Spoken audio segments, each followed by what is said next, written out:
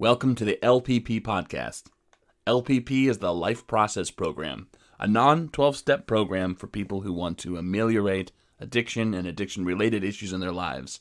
And by the way, when I say addiction, I don't mean only drug and alcohol involvements, but also addiction to love, sex, gambling, pornography, gaming, technology, a whole range of other experiences.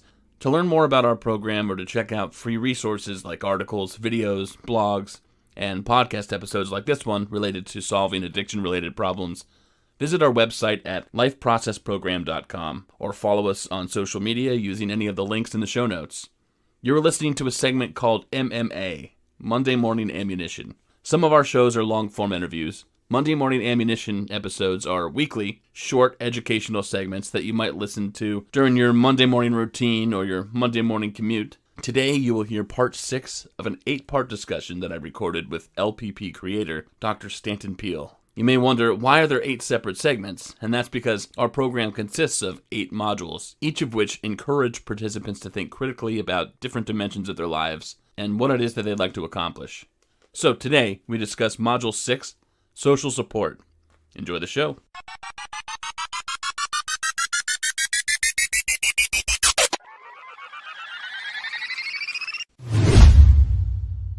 It's so important that people are connected. Johann Hari wrote a very well-selling book about this. You can't avoid it. I mean, we need each other in some respect. So we have a whole module dedicated to talking about getting the right kind of support. Just for background on that, would you talk about how people in general are influenced by and then learn from our familiar social groups, the people who are our friends, colleagues, cohort, members of our family, etc., and how do these attitudes that people in these groups have extend to us about how we learn to rely on our addictions to solve problems for us? Well, let me give 2 examples. This ties into skills and being positive. You're aware, I know I did an interaction with a bunch of kids who were doing a video. There were 4 kids, and they were doing a video about gaming addiction. And in line with being positive and eliciting their own skills, I said, well, how would you deal with a friend who was tending to wrap themselves up in video games and not seeing other people? How would you be able to deal with that? And that put it in terms that they were aware of. Somewhere along the line, I said, to lead a successful life, you have to have a positive skill that you can make a living with and that other people respect. And I say, you guys are doing that with this video. And then the other thing that segued into was there were a group of 4 boys in high school who were collaborating on doing this rather ambitious video project. They were going to make a video about gambling addiction, beginning with or including interviewing me. And all 4 of them came in at different points to ask questions covering different facets. And I got to make the joke, are there any more of you back there? Because, keep popping out. Another guy appeared and another guy appears. Is that about it? It's sort of like the clown's car. And then I was able to compliment them. I say, well, this is a pretty ambitious project. First, just the tech, getting me, asking me questions, just doing the technical stuff, and then melding this all into a film. If you can work with other people, that's a fabulous, necessary set of skills. So one thing we're aware of, I know in a way, every time you deal with a child, you're dealing with a family. I know the way you think is, well, my job isn't to be their lifetime therapist or helper or counselor. My job is to help them create a supportive family. And that's very much how I think about therapy or coaching. I'm always asking the question, well, what does your spouse say? Or what does your child or what does your parents say?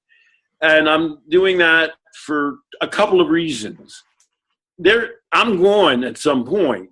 They're going to have to go back and deal with this other person. I once watched an unusually insightful special years ago where they took a kid out of the family who was having a lot of problems, and they had some coach who was able to work with them and curb their enthusiasm, their negative enthusiasm. And in every case, within a couple of weeks, once they were back in the family of origin, their behavior had totally relented, it totally relapsed. So obviously, you're not helping a person or influencing a person if you're not allowing them to go back into your normal social milieu and to function there. So I constantly, one thing I notice about myself is I'm constantly saying, if the person's there, I say, well, what do you think about that to their spouse? Or if they're not there, I say, well, what does your spouse say about that? Or how will they feedback on this? And, one answer a person gives is, I have no idea. And then, of course, I say, well, perhaps you should ask them because they're pretty critical in all of this. So in a way, everything that we do is family therapy. And so we have adjuncts to our own treatment of people to say, well, we can get family members. When I had a residential treatment program, we had a workbook that we sent home to the family. And my partners at the time said, well, that's blaming somebody else for their own problem. And I said, well, I don't see it that way. I see it as a way of preparing the groundwork for when they get home to be able to deal with the members of their ongoing social group in a positive way. And that's very much how we think, which is the opposite when you think about it of an AA type support group. An AA type support group says, oh, your obligation, your commitment is to this group here. And that's a strange way of looking at things. You're not being prepared to be an AA member for life. Hopefully you're not. You're not being prepared to join a group or enter therapy for life. You're being prepared to be able to deal with the world outside of therapy. And that involves real relationships. And so one last segue I'd like to make is you can get support from people not to do addictive things, not to drink or take drugs. And you can get that at an NA or an AA group. But there are a lot of groups where people don't do those things. Church groups, for example, or stamp collector groups or hiking groups. People aren't generally taking drugs and drinking when they're hiking. And one last way of looking at it is, we talk about this with children all the time, peer approval. Well, peer approval, they have to learn how to resist peer pressure. Okay. But the more fundamental question is, well, who are their peers? Who are they hanging out with? I do drink alcohol, but the people I drink alcohol with are positively involved people. They have families, they have work, they're concerned about other human beings. When we drink alcohol, let's have a good time and have positive interactions with each other. I don't deal with people who themselves are drinking alcohol in a problematic or a negative cycle way. And so we're very much focused on how you deal with groups, but also who you select to spend your time with. This sounds dichotomous, and I know that it's not, but here's a question that gets brought up often. It's that, okay, you know that you sort of have to incorporate social involvements that already exist in your life into that, whatever you want to call it, recovery process or the betterment of your life or living a non-addicted life. You can't just go away somewhere and in that microcosm of your life make changes and then come back to life with no plan to integrate that with the people that you already are engaged with. Exactly. Some people feel, well, this is tough. I either have to engage with these people and it's never going to get better, or I can just cut some people out of my life. And some people, it's easy to say, obviously there are people who are not constructive in my life. They're only destructive. So that's sort of an easy way to pivot away from them and toward the people who are actually involved in a positive way. Some people have gone back to the people that they're involved with and say, none of these people are supportive. They can feel like they're left with two choices. Am I going to do something like AA, or am I going to just be a loner? And a lot of times when people come to the LPP, at that point they've already said that AA is not working for them for whatever reason. So sorry for the long-windedness. You see where I'm getting at. Sometimes people land here and say, they say, on one hand, the group that is supposedly made for ameliorating addiction, which is AA, is not helpful to me, and the people in my life are not helpful to me. Why can't I just be a loner? Is that the best option? Well, I don't want to be biased against being alone. Obviously, we're talking at a very funny time in the history of the world where a lot of people are forced to spend a lot of time alone. Mm. I don't want to make an ironclad rule of it, but generally speaking, when people are alone, they're more inclined, most people, to do negative things. So, I mean, one of the things we talk about in LPP is developing a skill at being alone. And we do have meditation and mindfulness exercises that allow you to do that. I guess a lot of people are running through that right now when they're spending considerably more time alone than they ever are ordinarily doing. And there's even a possibility the world's going to change in some ways to make it less likely that people enter groups. So being alone, we call a skill. On the other hand, we're not advocating for aloneness. In general, a positive sign of life is being able to form constructive relationships. You know, I go back to Freud. If Freud said, what is mental health? It's to love and to work. Yeah. And so, you know, certainly at certain points in your life, I know you have a daughter a little over a year old. That's kind of fits into the normal framework of life. There are people we deal with all the time who don't have children, who aren't in fixed relationships, and we recognize that, we accept it, and we support people. On the other hand, being able to form constructive relationships is a positive skill that we like people to be able to develop.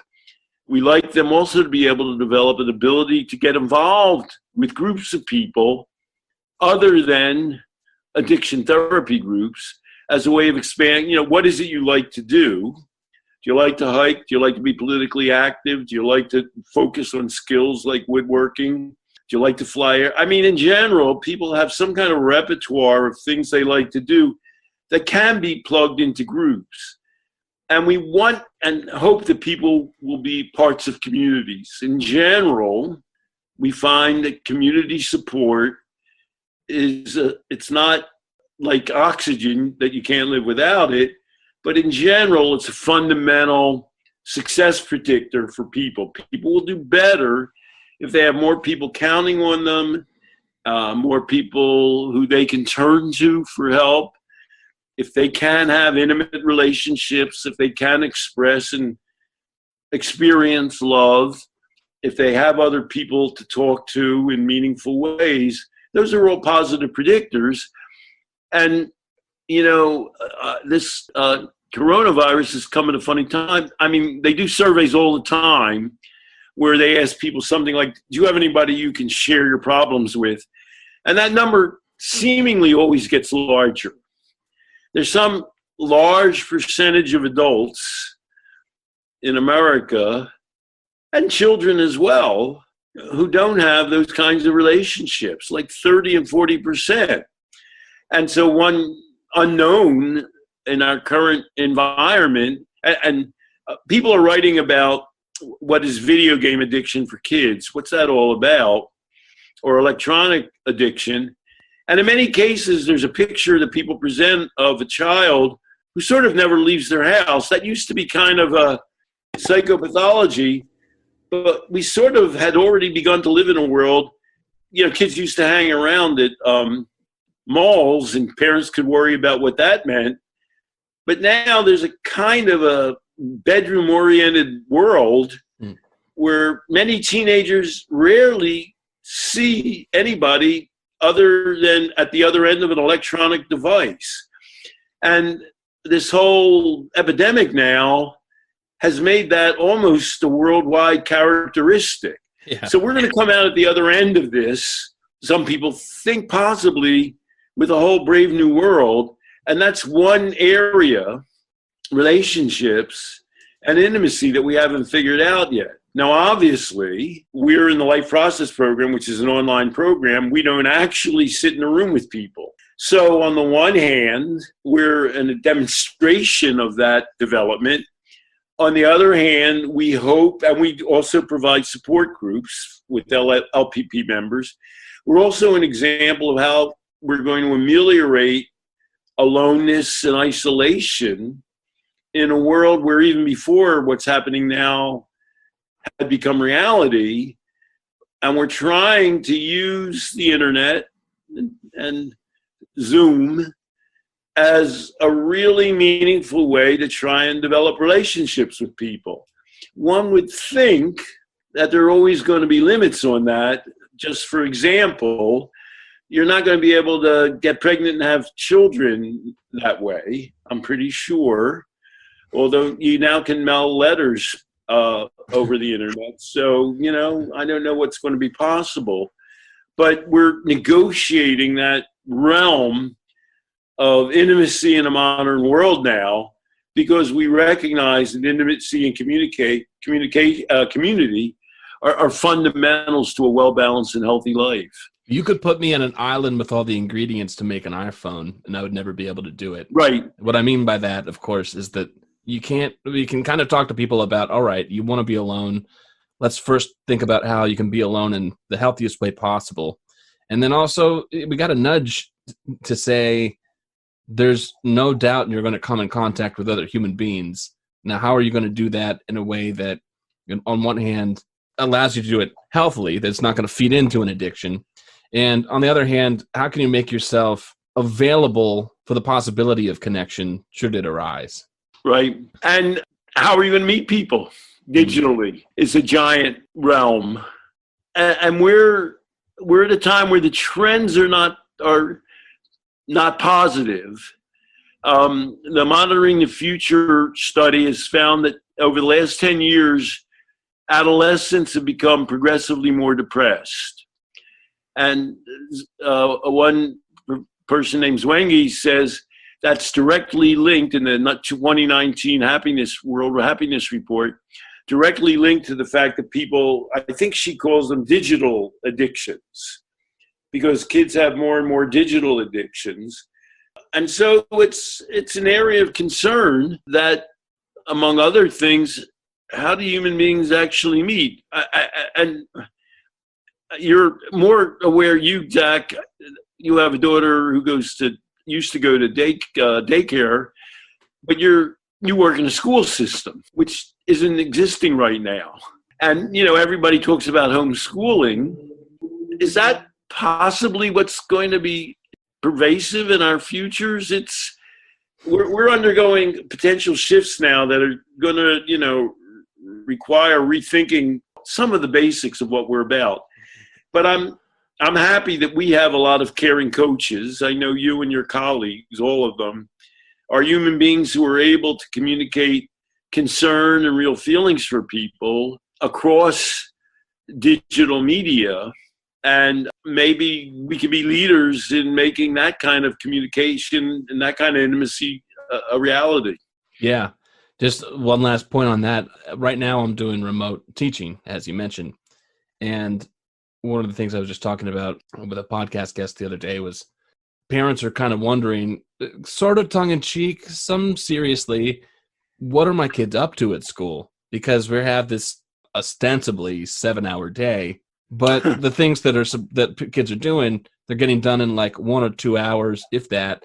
And some are saying, I think I'm learning more. And it begs the question, what are they getting out of school? One answer to that question is school is a socialization process. Absolutely. And I think that is actually the most valuable lesson we may take out of this entire thing, that perhaps the best part of school and the most educational aspect of school is learning about yourself in relation to other people and how to just build yourself up in the world rather than, Psych 101 or whatever. I mean, one way we could summarize all that we've been talking about is to say all of life, in a way, is a negotiation between being able to be satisfied with yourself and being able to be alone, and being able to reach out to other people, to give something of yourself to other people, to care about other people, and to establish intimacy and community. There's some kind of a scale, and of course what we're arguing is that being independent and strong in yourself is the opposite of people who become addicted to relationships, because they're so desperate that they'll put up with any kind of bad behavior and abuse. because they don't feel that they can bear to be out on their own. Yeah. And we're helping people negotiate that and think it through in a mindful way to have the most positive mix.